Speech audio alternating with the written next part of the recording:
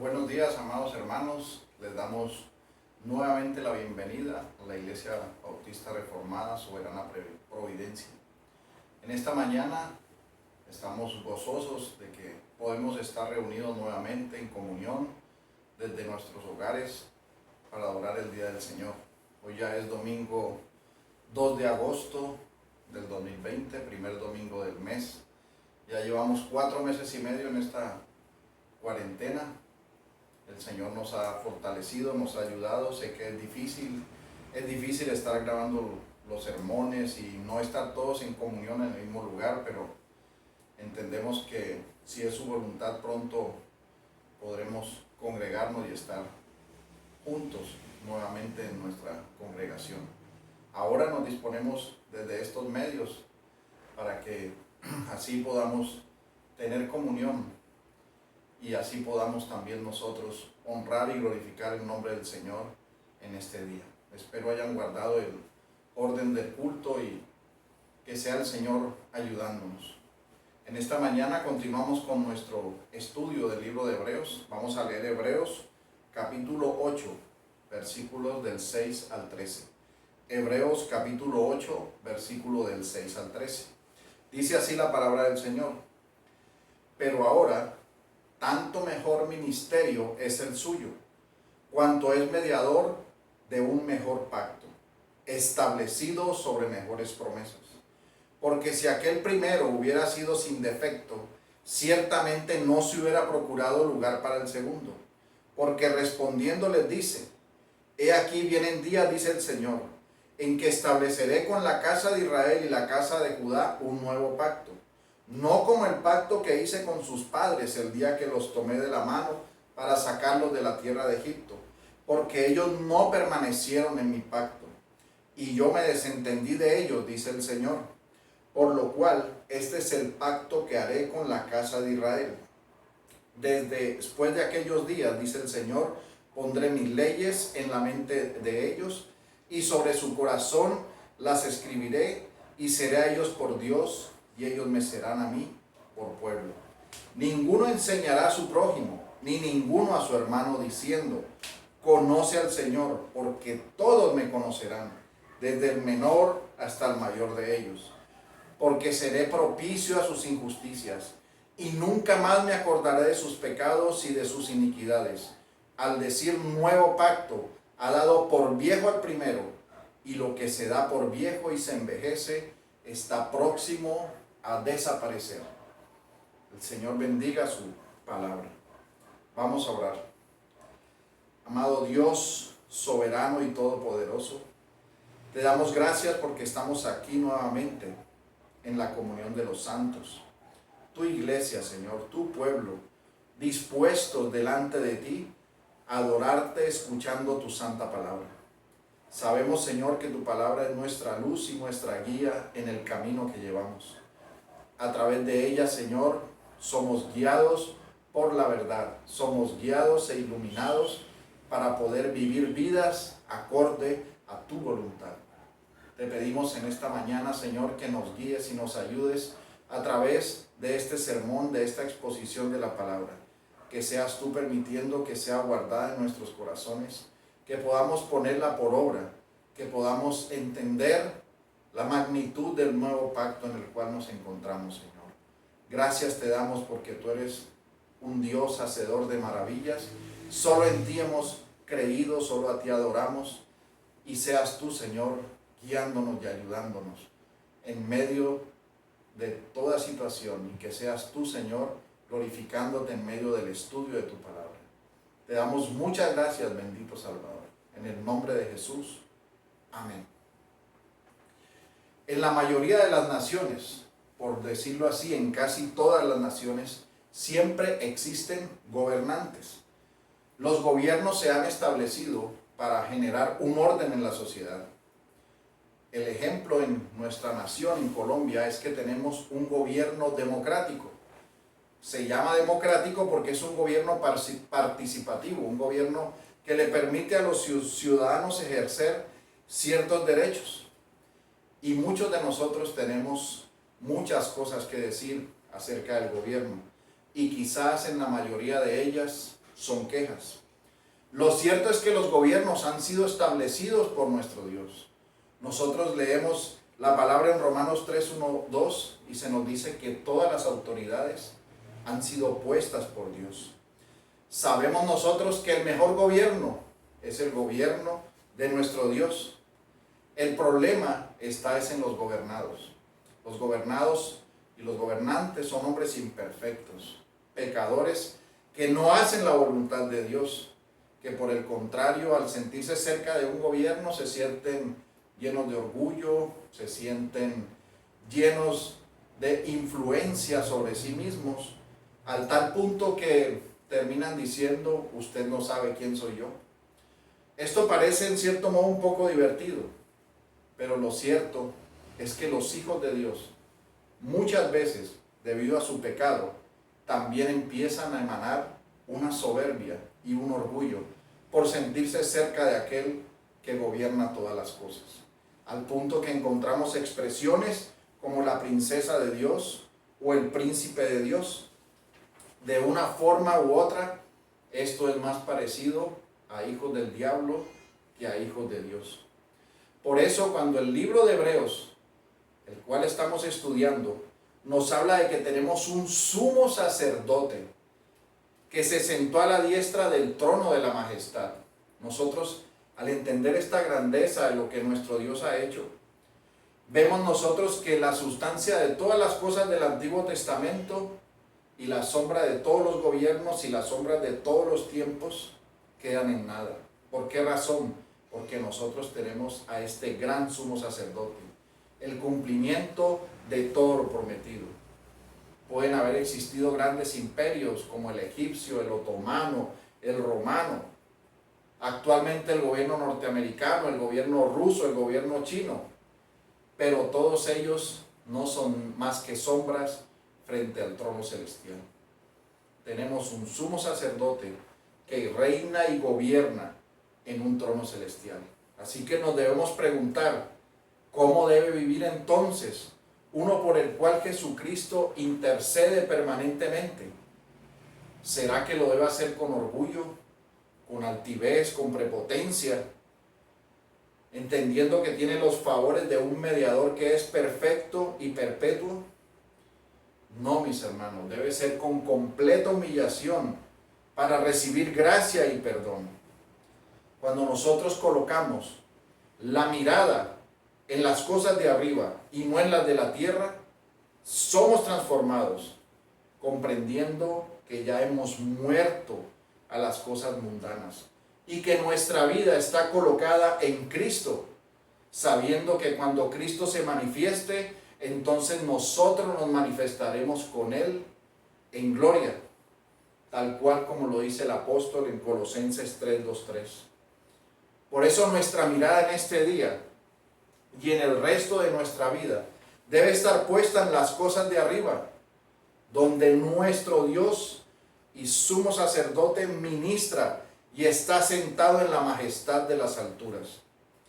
Tenemos esto por ciertísimo, por cierto, porque no solo quiso Dios prometerlo, sino que también lo juró. Y ahora veremos lo que quiso Dios por medio de la sangre de Cristo. Esto fue asegurarnos un nuevo y mejor pacto. Es por eso que en esta mañana he titulado este sermón, Un nuevo y mejor pacto. Y lo he dividido en 3 tópicos, que los desarrollaremos a través de 3 preguntas. Para ello quiero que vayamos nuevamente al versículo 6, ya que este versículo es como un conector, es como un enlace que articula la primera parte del capítulo 8 y nos abre una ventana celestial a la vista de mejores y mayores bendiciones en Cristo. Leamos pues el versículo 6, dice así la palabra. Hebreos 8, capítulo 8, versículo 6. Pero ahora, tanto mejor ministerio es el suyo, cuanto es mediador de un mejor pacto, establecido sobre mejores promesas. Así que la primera pregunta que nos haremos, el primer tópico que trataremos en esta mañana será, ¿cuál es el mejor ministerio? Para ello debemos entender que el ministerio que estaba reconocido en el Antiguo Testamento era el de los sacerdotes. Por eso el autor quiere enfatizarnos a nosotros que aunque este ministerio era el reconocido, porque los sacerdotes, recuerden que lo vimos que oraban como mediadores, nosotros ahora tenemos uno mejor que se lleva a cabo aún en este momento y se lleva a cabo permanentemente en aquel verdadero tabernáculo que levantó el Señor y no el hombre, y está ejercido por nuestro Señor Jesucristo. Esto hace referencia a la obra de mediación que tenemos nosotros en nuestro Señor Jesucristo, como lo leemos en 1 de Timoteo 2:5. Dice así la palabra, que hay un solo Dios y un solo mediador entre Dios y los hombres, Jesucristo hombre. Entonces, lo que hace que sea un mejor ministerio es el carácter perfecto del mediador. Esto es en relación a su ministerio, su mejor ministerio. ¿Por qué razón? Porque Él media y medió para propiciar o cubrir constantemente nuestras faltas pasadas, nuestras faltas presentes, nuestras faltas futuras, haciendo algo así como si está en el trono, y podríamos nosotros parafrasear cuando nuestro Señor Jesucristo está diciendo, intercedo a favor de este por el cual morí, este por el cual derramé mi sangre, para que por favor no se tenga en cuenta su pecado. Así que es maravilloso el ministerio que tenemos. Uno por el cual nuestro Señor Jesucristo pagó en su sacrificio por todos nuestros pecados, todos los que cometimos. Así que nosotros tenemos una garantía que no la tuvo ninguno en el Antiguo Testamento. En el Antiguo Testamento tenían que llevar sus ofrendas por el pecado que cometían. Y llevaban estas ofrendas al sacerdote, al tabernáculo, y solo podían pedir perdón por los pecados que habían cometido. Ahora, hoy en día, si nosotros hemos creído en nuestro Señor Jesucristo, nuestros pecados han sido lavados por la preciosa sangre de Cristo. Hemos sido limpiados de toda maldad, no para que nosotros continuemos en una vida vieja, en una vida de práctica pecaminosa, sino para que nos acerquemos a Dios, por lo que esta mediación es la que implicó un sacrificio por el pecado, por el problema que tenía el hombre por su pecado, porque el hombre por sí mismo no podía acercarse delante de Dios. Si el hombre se acercaba tal y como él es delante de Dios, sería consumido inmediatamente, porque nuestro Dios es santo, santo, santo, y ante su presencia solo pueden estar las cosas limpias, las cosas puras, las cosas santas. Nada inmundo puede estar delante de Dios. Y si el hombre por sí mismo en su naturaleza, entendiendo como dice Romanos 3:23, que por cuanto todos pecaron y están destituidos de la gloria de Dios, si no fuere por el mediador, el hombre común, el hombre sin Cristo no puede acercarse a Dios, es consumido porque es un total pecador. Así que gracias a la mediación de nuestro Señor Jesucristo, a su sacrificio en la cruz, el Señor nos acerca a nosotros a la gloria de Dios. Nos permite a nosotros estar en la santa presencia de Dios por su sacrificio, por su obra expiatoria. Y este es el mejor ministerio que lo ha hecho a Él, también un mediador de un mejor pacto constituido con mejores promesas. Esto nos lleva al segundo tópico de esta mañana, que es la segunda pregunta. ¿Cuál es el mejor pacto y las mejores promesas? Habiendo entendido nosotros que tenemos un mejor ministerio en nuestro Señor, quien ha sido un mediador que murió por nuestros pecados, que nos permite acercarnos confiadamente a nuestro Dios, vemos nosotros ahora que la palabra nos está diciendo que Él es el autor de un mejor pacto con unas mejores promesas. Para nosotros entender lo que es un mejor pacto, o para hablar de un pacto, nosotros tenemos que mirar lo que significa la palabra pacto. La palabra pacto, en términos comunes, es un acuerdo de voluntades en que dos partes se obligan para dar o para hacer algo. En el caso de nosotros delante de Dios, los pactos que nosotros hacemos no podemos hacerlos con Dios, porque nosotros no tenemos nada que ofrecerle a Dios. Nosotros simplemente delante de Dios no somos nada. Él es santo, santo, santo, Él existe por sí mismo, Él ha creado todas las cosas, a Dios no le falta nada, Él está completo, Él no necesita de añadirse algo para ser más feliz o más bueno o más amoroso, Él no necesita nada, nuestro Dios está completo. Pero a Él le plació crear al hombre, que es su criatura, y entrar en relación con el hombre. Y en esa relación en que entra con el hombre, Él ha hecho pactos unilaterales, es decir, en una sola vía. Dios le ha dicho al hombre lo que se haría y el hombre tendría que dar una respuesta, mas no ofrecería nada delante de Dios, simplemente tenía que responder. A través de eso nosotros vemos en esta mañana que se nos está hablando de que en Cristo tenemos un mejor pacto y unas mejores promesas. Entonces nosotros, para poder entender qué es un mejor pacto, debemos saber cuáles eran los pactos que estaban antes y que hacen que este sea un mejor pacto. Nosotros debemos entonces recordar los pactos anteriores del Antiguo Testamento. Y en el Antiguo Testamento, en primer lugar, existen el pacto de obras, que fue un pacto que Dios hizo con Adán. Este pacto se le llama así porque nuestro Dios, cuando crea al hombre, cuando Adán es creado como nuestro representante federal, Adán es creado en una forma de perfección y de mutabilidad moral. Es decir, que Adán había sido creado en una forma y en una disposición en que era puro porque no conocía el pecado, pero tenía la posibilidad de pecar. Es decir, tenía una posibilidad de transgredir la ley de Dios, pero también tenía la posibilidad de no transgredir la ley de Dios.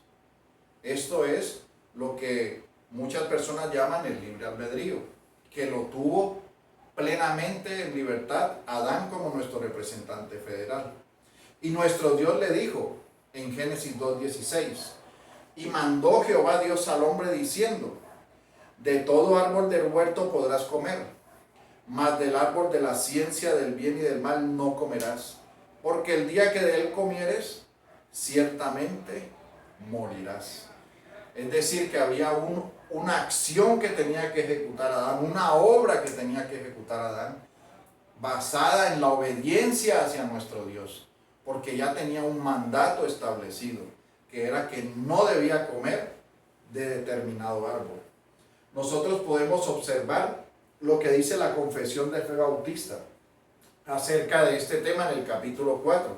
Dice así la confesión: después que Dios hubo creado todas las demás criaturas, creó al hombre, varón y hembra, con almas racionales e inmortales, haciéndolos aptos para la vida con Dios para la cual fueron creados, siendo hechos a imagen de Dios en conocimiento, justicia y santidad de la verdad, teniendo la ley de Dios escrita en sus corazones y el poder para cumplirla, y sin embargo, con la posibilidad de transgredirla por haber sido dejados a la libertad de su propia voluntad, que era mutable.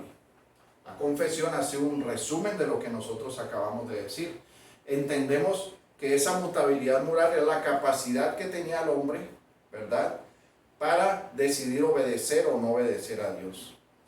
Pero tristemente nuestro representante federal desobedeció a nuestro Dios y trajo una condenación a toda la humanidad. Pero en esa condenación que trajo a toda la humanidad, vemos nosotros que a pesar de que nos trajo la maldición del pecado, como dice Romanos 5:12, por tanto como el pecado entró en el mundo por un hombre y por el pecado la muerte, así la muerte pasó a todos los hombres por cuanto todos pecaron. Así que una vez quebrantado este pacto de obras, este pacto que nuestro Dios había hecho con Adán, nuestro Dios inmediatamente nos da el pacto de gracia. Y ese pacto de gracia lo encontramos nosotros en Génesis 3:15. Y el Génesis 3:15 es un texto muy conocido, que es la promesa que nace de la esperanza de una simiente santa, cuando nuestro Dios dijo que pondría enemistad entre la simiente de la mujer y la simiente de la serpiente, la simiente de Satanás y una simiente que sería santa. Ahora, aquí se promete un Salvador, aquí se promete un Mesías, se promete aquel que aplastaría la cabeza de la serpiente. Es decir, que hay una promesa de un pacto de gracia, ya ordenado y determinado por nuestro Dios, pero que tendría un cumplimiento progresivo en el Antiguo Testamento, a través de lo que nosotros podemos entender en la Escritura. Y vemos nosotros que en ese desarrollo progresivo, nuestro Dios hizo unos pactos específicos que se conocen con el nombre de pactos de la promesa. ¿Por qué son pactos de la promesa? Porque son pactos que se iban dando a medida que se pasaba el tiempo, añadiendo más características para llegar al nuevo pacto en Cristo Jesús. Y en estos pactos de la promesa encontramos nosotros el primero, que es el pacto con Noé. En este pacto con Noé, Dios prometió un sostenimiento común, es decir, una gracia común, que la tierra no sería más destruida, que en la tierra no faltaría la lluvia, ni la siega, ni las estaciones. Y nuestro Dios en este pacto salva una familia, salva a Noé y a su familia, en cumplimiento de la promesa de la simiente, porque a través de Noé se seguiría manteniendo la simiente prometida. Entonces vemos nosotros aquí una simiente y una gracia común para todos los hombres. Tenemos después, posteriormente al pacto de Noé, el pacto con Abraham. El pacto con Abraham fue una promesa de simiente y tierra. Y ese pacto lo desarrollamos cuando vimos los otros textos en Hebreos. Después del pacto de Abraham viene el pacto de Moisés, que es una extensión del pacto de Abraham, pero en este pacto con Moisés se establece el sacerdocio levítico. Es decir, se establecen los sacrificios por el pecado. Y para que el hombre entendiera toda su pecaminosidad, Dios escribe su ley en tablas de piedra, escritas por Dios, pero en tablas de piedra. Esto hizo que los hombres se vieran encerrados bajo pecado y entendieran que eran necesarios los sacrificios para que su pecado fuera cubierto. Es un pacto de promesa porque era una sombra de lo que habría de venir en nuestro Señor Jesucristo. Y encontramos nosotros el pacto davínico, o el pacto con David. En este pacto se promete un reinado perpetuo, un trono que es el que está en nuestro Señor Jesucristo. Así que nosotros podemos ver que todo este antiguo pacto estaba basado en la ley de Dios, ¿verdad?, dado a los israelitas durante la primera parte de su viaje del desierto, y aunque la ley era básicamente perfecta, no podía ser perfecto al hombre. Es decir, que esta ley lo que hacía era señalarle su pecaminosidad, mas no tenía la ley la capacidad de transformarlo en alguien que obedeciera esa ley. Es decir, que en este sentido el antiguo pacto era inadecuado, pero fue completamente eclipsado por la suficiencia de nuestro Señor Jesucristo. Entonces, cuando nuestro Señor Jesucristo llega a ser el mediador de este nuevo pacto, claramente es superior al antiguo pacto. Además de que nosotros sabemos que en nuestro Señor Jesucristo está el cumplimiento de la promesa del pacto de gracia y del cumplimiento de todos los pactos de la promesa. Así que el pacto que Él haría sería nuevo. Por eso es que el escritor de Hebreos nos amplía con adjetivos comparativos para indicar la diferencia entre el antiguo pacto y el nuevo. vemos nosotros que hay un ministerio superior de Cristo, hay un pacto superior y unas mejores promesas. ¿Por qué razón? Porque nuestro Señor Jesucristo es el fiador de un mejor pacto. Además, el antiguo pacto era restrictivo, porque el antiguo pacto estaba limitado solamente a Israel. Israel era el pueblo escogido por Dios en ese momento. El nuevo pacto abarca a todas las naciones, es decir, el nuevo pacto abarca a judíos y a gentiles. Por esa razón, en este nuevo pacto nosotros vemos que con la muerte y resurrección de nuestro Señor Jesucristo, ya nosotros en nuestro Señor Jesucristo tenemos atesorada una posesión. Él atesora esa posesión en nosotros. Y vemos nosotros que con la venida del Espíritu Santo en Pentecostés, ese nuevo pacto fue confirmado, garantizado y asegurado. El antiguo pacto también tenía, por otro lado, una frase que decía que Él lo había hecho, dice el Señor, a la casa de Israel y a la casa de Judá. O sea, que pone una atención en la reunificación de la nación de Israel. Sin embargo, dado que las 10 tribus de Israel no vinieron del exilio, no regresaron después del exilio, estas frases nos hacen pensar a nosotros que en el sentido más universal, la palabra se está refiriendo a todos por aquellos por los cuales murió nuestro Señor Jesucristo, judíos y gentiles. Por lo que este mejor pacto es el nuevo pacto en Cristo y es el cumplimiento de todas estas promesas.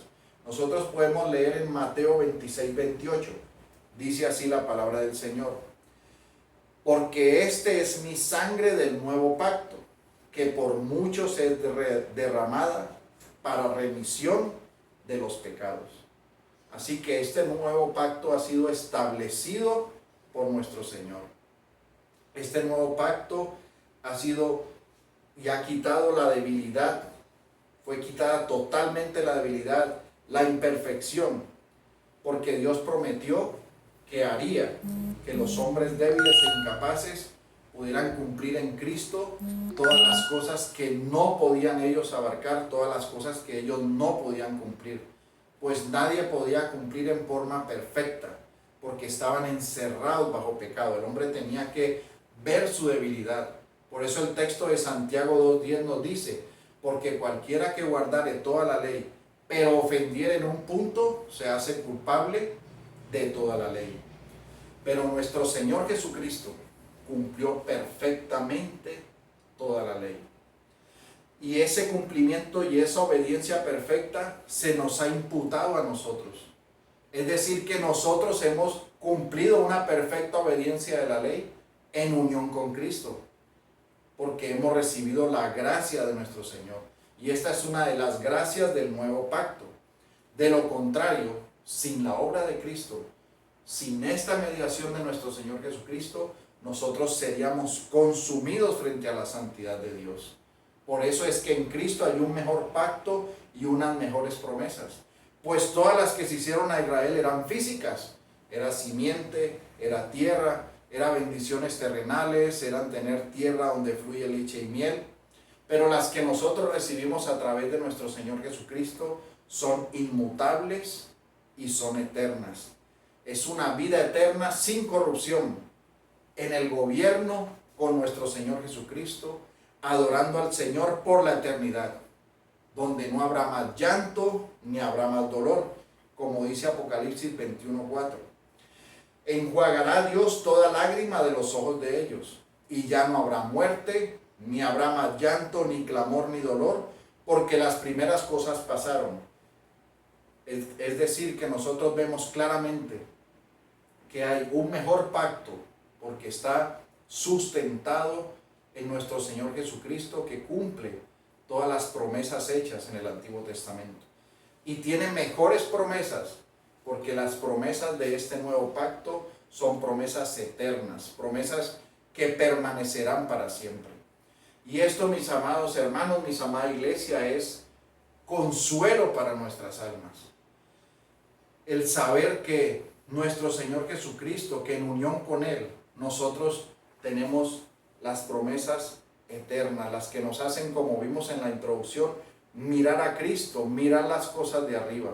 Así que no nos afanemos por las cosas terrenales, no nos afanemos por las cosas temporales, no nos afanemos por las circunstancias que vemos que se viven en esta nación o que se viven en el mundo o que se viven en nuestra familia, porque nosotros debemos poner nuestra mirada en Cristo, en las cosas que Él ganó por nosotros, y debemos llevar vidas en agradecimiento, en piedad, en humildad.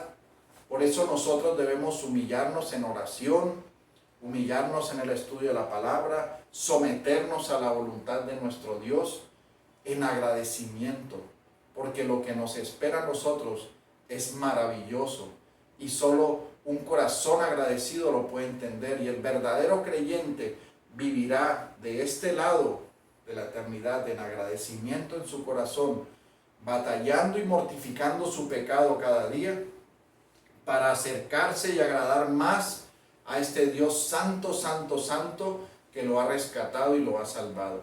Esa es la verdadera fe que tiene el regenerado, que busca agradar a su Señor, no aquel que cae y se deleita en sus delitos y pecados y quiere profesar que es un creyente, porque este no es el creyente agradecido, no es el creyente que quiere hacer la voluntad de Dios. Así que pensemos y meditemos en que hemos recibido un mejor pacto con unas mejores promesas. Esto nos lleva a la tercera y última pregunta, y es: ¿cuáles son las características del nuevo pacto? Ya hemos visto cuál es el mejor ministerio de nuestro Señor Jesucristo, y hemos visto cuáles son las mejores promesas y el mejor pacto. Ahora vamos a ver cuáles son las características de este nuevo pacto, que las encontramos aquí en la palabra. Este nuevo pacto, como nosotros hemos visto, inició con nuestro Señor Jesucristo, porque claramente Él dice en Lucas 22, 19, y tomó el pan y dio gracias, y lo partió y les dio diciendo: este es mi cuerpo que por vosotros es dado, haced esto en memoria de mí. De igual manera, después que hubo cenado, tomó la copa diciendo: esta copa es el nuevo pacto en mi sangre, que por vosotros se derrama. Así que este pacto inicia con el sacrificio de nuestro Señor Jesucristo, porque ese nuevo pacto está en la sangre derramada por Él. Así que este nuevo pacto tiene como principio la sangre de Cristo, el sacrificio hecho por Él una vez y para siempre, por lo que este nuevo pacto es perfecto, es mejor y es superior en todo sentido, en cuanto a Él mismo y a las promesas. Pero este nuevo pacto tiene unas características especiales que nos ayudan a nosotros a ver más su grandeza. Y esto lo leemos nosotros en el texto de Jeremías 31, que es el texto que se está citando en Hebreos 8. Claramente él hace referencia a este texto que en su momento habló sobre el nuevo pacto. Tanto así que el texto de Jeremías 31 es el único texto del Antiguo Testamento que hace mención a la palabra nuevo pacto. Dice así, Hebreos 8, refiriéndose a Jeremías 31: pondré mis leyes en la mente de ellos y sobre su corazón las escribiré. Y seré a ellos por Dios y ellos me serán a mí por pueblo. Y ninguno enseñará a su prójimo ni ninguno a su hermano diciendo: conoce al Señor, porque todos me conocerán, desde el menor hasta el mayor de ellos, porque seré propicio a sus injusticias y nunca más me acordaré de sus pecados y de sus iniquidades. Para que en esta mañana nosotros podamos entender las características de este nuevo pacto, he dividido este texto en 4 puntos, mostrándonos a nosotros la característica especial de este nuevo pacto. El primero es cuando el Señor dice: pondré mis leyes en la mente de ellos y sobre su corazón las escribiré. En el Antiguo Testamento, en el pacto mosaico, nuestro Dios escribió su ley en tablas de piedra, pero ahora las escribe en la mente y en el corazón. Esto solo es posible por el nuevo nacimiento y por el Espíritu Santo que mora en nosotros. Por lo tanto, en el antiguo pacto había una manifestación externa de la gracia de Dios, un cumplimiento externo de esa ley que estaba escrito. Pero el nuevo pacto involucra al creyente individual. Dios estableció el antiguo pacto con la nación de Israel y le dio al pueblo de Israel las leyes escritas en tablas de piedra. Pero Él establece un nuevo pacto con el creyente en Cristo. Y a Él le escribe esta ley en el corazón. El creyente tiene la ley escrita aquí en su corazón y en su mente. Y con esa ley escrita es un ser, en su ser más interior, el creyente tiene una relación íntima con Dios, tiene una relación íntima con nuestro Señor Jesucristo. Por tanto, esto solo se puede aplicar a aquellos que han sido regenerados. Porque aquellos que están muertos en sus delitos y pecados son ley para sí mismos. Y ellos recibirán el justo pago por sus acciones, que es la condenación eterna. Pero no así los nacidos de nuevo. Los hijos de nuestro Dios tienen escrita la ley en su corazón. Tienen escrita la ley en su mente. Y tienen en ellos, por el Espíritu Santo, un anhelo de amar la ley de Dios, de obedecer la ley de Dios, de saber que hemos sido libertados de la esclavitud del pecado y que esta ley que se nos imputaba y que nos condenaba, hemos sido justificados por medio de Cristo. Es decir, que esta ley que nos condenaba fue trasladada al sacrificio de Cristo y a nosotros se nos imputó la perfecta obediencia. Por lo tanto, nosotros tenemos ahora libertad. Por eso dice la palabra que hemos sido libertados de la esclavitud del pecado. Ahora tenemos la ley de nuestro Señor escrita en nuestro corazón, escrita en nuestra mente. Ahora podemos hacer una profesión de fe individual que viene de nuestro interior a nuestro exterior. Por eso lo que contaminaba al hombre no era lo que salía, sino lo que estaba en su interior, su pecado que lo carcomía.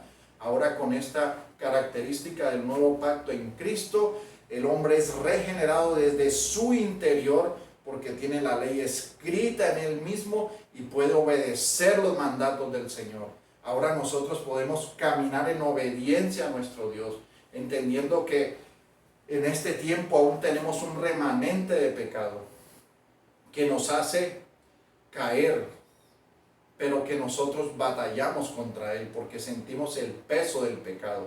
Ya no estamos nosotros deleitándonos en ese pecado, sino que queremos obedecer a nuestro Dios. Y esto gracias a que ahora la ley está escrita en nuestro corazón y en nuestra mente. El segundo punto que vemos nosotros aquí es cuando dice el texto: y seré a ellos por Dios y ellos me serán a mí por pueblo. Es para nosotros, iglesia de Cristo, iglesia amada, un gran privilegio. ¿Por qué razón? Porque el creador de todo lo que existe, el Dios inmutable, el Dios soberano, el Dios justo, fiel, el único Dios verdadero y misericordioso, ha hecho de nosotros su pueblo. Dice que nosotros seremos su pueblo. Para ser preciso, nos es necesario aclarar que el pueblo de Dios solo está compuesto por los verdaderos creyentes, los que han experimentado un arrepentimiento genuino y que demuestran una fe salvadora en Cristo. Ese es el pueblo que Dios se ha hecho para Él. Por lo que nosotros debemos pensar en que para que Él sea nuestro Dios es porque nos acercamos a Él. ¿Y cómo es posible acercarnos en medio de tanta imperfección a un Dios santo sin ser consumidos? Por la obra de Cristo, por el nuevo pacto, porque Cristo es nuestro mediador, nuestro sumo sacerdote, y por Él nos acercamos confiadamente al trono de la gracia. Así que claramente nosotros, por esta razón, somos el pueblo del Señor y Él es nuestro Dios, porque hay una relación íntima con Él, porque la relación que estaba rota por el pecado fue transformada por la obra de Cristo, porque Él derramó su sangre por nuestros pecados, porque ahora el Padre nos ve justificados, porque ahora si somos su pueblo, somos los creyentes que nos reunimos en relación con un Dios vivo al cual adoramos y servimos para su gloria. Y como iglesia estamos llamados a caminar en esa verdad y en ese camino de buscar la perfección y de ser columna de la verdad que predica el Evangelio y que demuestra que somos del pueblo de Dios. No nos comportamos como impíos, porque si estamos comportándonos como impíos, claramente estamos blasfemando el nombre de Cristo y no estamos siendo claros diciendo que verdaderamente somos del pueblo de Dios. Así que si tú dices que eres del pueblo de Dios, pero vives como uno que es un impío, haces daño al nombre del Señor. ¿Por qué razón? Porque blasfemas su nombre al no vivir conforme a su voluntad. Si eres del pueblo de Dios regenerado, un creyente, tienes que vivir como el Señor nos mandó que vivamos, en obediencia a su palabra, en rectitud, en amor, en verdad, en justicia, en perdón, en misericordia, en bondad, en mansedumbre, humillados delante de nuestro Señor. Veamos el tercer punto. Dice así: y ninguno enseñará a su prójimo, ni ninguno a su hermano, diciendo conoce al Señor, porque todos me conocerán, desde el menor hasta el mayor. Aquí vemos el conocimiento de Dios. Y este conocimiento de Dios solo es posible para aquellos que por el nuevo pacto han nacido de nuevo. Pues la palabra nos describe cómo el hombre natural no quiere ni puede conocer a Dios. Porque el hombre natural es enemigo de Dios y lo que hace es huir de la presencia de Dios e inventar ídolos moldeados en su corazón entenebrecido. Pero aquel a quien Dios levantó de los muertos conoce al Señor. Nadie le enseña a conocerlo, porque vive en cada uno de nosotros por el Espíritu Santo. Y como dice la palabra, el Espíritu da testimonio a nuestro espíritu de que somos hijos de Dios. Por lo tanto, nadie le enseñará a conocer, porque en sí mismo ya lo está conociendo el nombre de Dios, está conociendo a aquel que lo llamó, está conociendo a aquel que lo levantó de los muertos, porque ahora es un hijo de Dios que vive para la gloria de Dios. Entonces, claramente, este conocimiento de Dios es solo posible para los creyentes, para aquellos que están en este nuevo pacto que nuestro Señor Jesucristo ha hecho posible para nosotros. Y el cuarto elemento, el cuarto punto que vemos nosotros aquí es: porque seré propicio a sus injusticias, y nunca más me acordaré de sus pecados y de sus iniquidades. Nuestro Dios, por medio del nuevo pacto, por medio de su obra sacrificial, Él nos fue en propiciación por nuestros pecados. Siendo nosotros lavados, nuestros pecados fueron lavados en la sangre de Cristo, en esa que Él derramó como señal de ese nuevo pacto. Y por este sacrificio, en donde nuestro Señor recibió toda la ira de Dios que merecíamos nosotros por nuestros pecados, ahora nosotros hemos sido justificados y perdonados en Cristo. Por lo tanto, todas las ofensas cometidas por nosotros, todas las transgresiones que nosotros ejecutamos contra un Dios que es santo, fueron quitadas. No existe memoria de ellas. Y lo que nos queda en el remanente de pecado, tenemos al sumo sacerdote que intercede por nosotros. Por eso dice la palabra en primera de Juan 1:9, si confesamos nuestros pecados, Él es fiel y justo para perdonar nuestros pecados y limpiarnos de toda maldad. Así que claramente no se acordará de nuestros pecados. Nosotros batallamos con el pecado, pero el Señor es fiel y justo para perdonarnos y para limpiarnos, porque nosotros ya no amamos pecar. Nosotros ya sabemos que estamos en este cuerpo, como decía el apóstol Pablo, ¿quién nos librará de este cuerpo de muerte? Pero sí cada día nos levantamos con el anhelo de mortificar ese pecado, porque nosotros sabemos en quién hemos creído, nosotros sabemos a quién amamos, a quién servimos, tenemos la ley de nuestro Dios escrita en nuestra mente y en nuestro corazón, tenemos el Espíritu Santo que nos guía. Esto gracias al nuevo pacto. Ahora podemos procurar una santidad que se llama santidad progresiva. Procuramos cada día a querer agradar más a nuestro Dios. Así que despojémonos de todo el pecado que nos asedia. Vivamos en la verdad y en la luz del Evangelio. Vivamos para la gloria de Dios. Prediquemos el Evangelio en nuestras familias y en nuestros hogares. Que sea Cristo el Rey de nuestro hogar y de nuestra familia. Como dijo Josué, mi casa y yo serviremos a Jehová. Que nosotros sirvamos al Dios vivo, porque ya nosotros hemos sido perdonados. Se nos ha quitado el peso y la condenación de un pecado que fue una ofensa a un Dios eterno y que merecía una condenación eterna. Ahora nosotros hemos sido lavados en la sangre de Cristo. No tenemos que correr a hacer sacrificios de animales cada vez que pecamos, sino que nosotros nos acercamos ahora confiadamente al trono de la gracia, porque hemos recibido misericordia y oportuno socorro a través de aquel que hizo el sacrificio una vez y para siempre. Ahora, mis hermanos, estamos libres de esa esclavitud. Como dice la palabra aquí, por el nuevo pacto, ha sido quitada esas cadenas que nos ataban, esas cadenas que nos unían a vivir una vida de muerte, una vida de destrucción. Así que ahora nosotros lo que hacemos es glorificar el nombre del Señor para vivir vidas santas que le agradan a Él.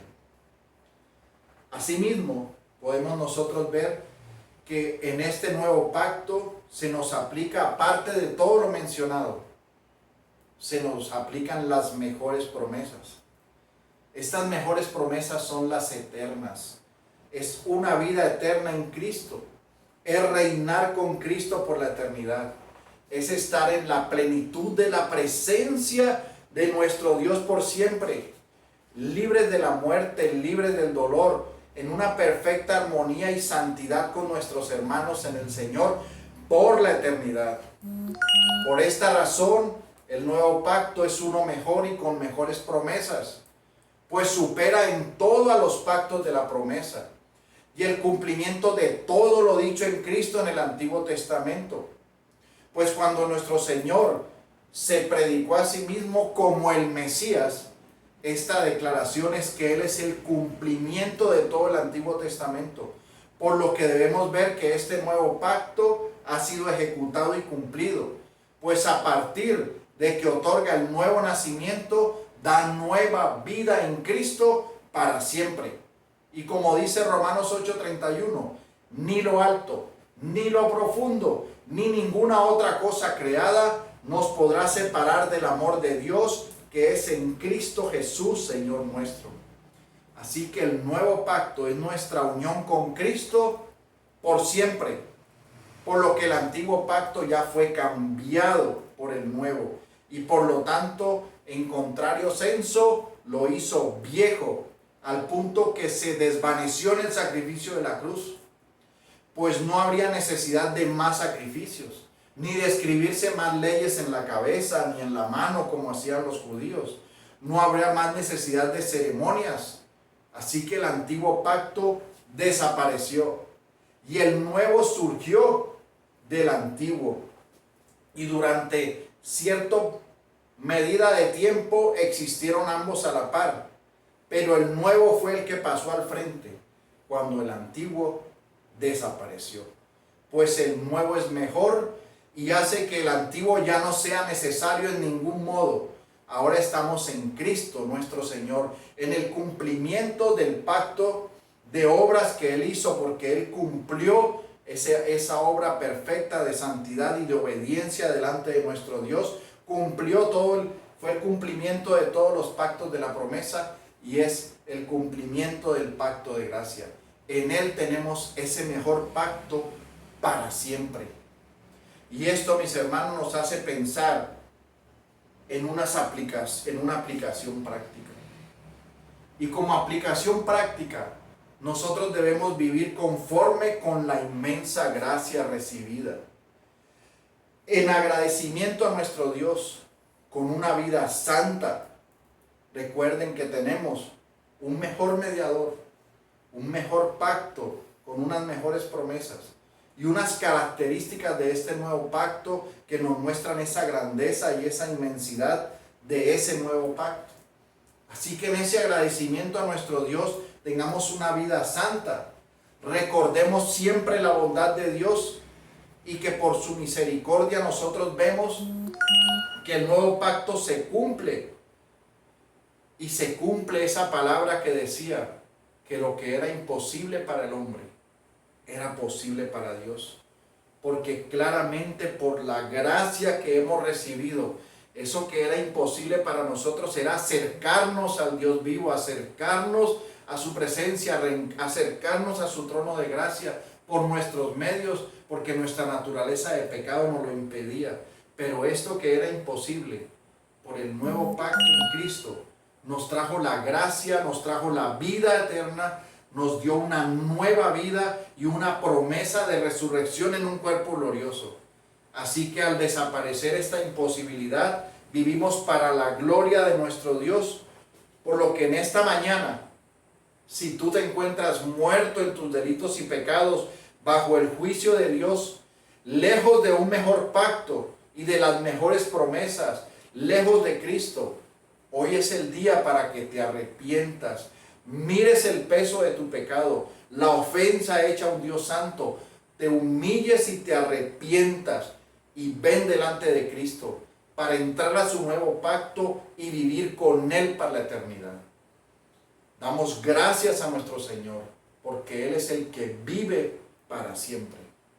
Oremos.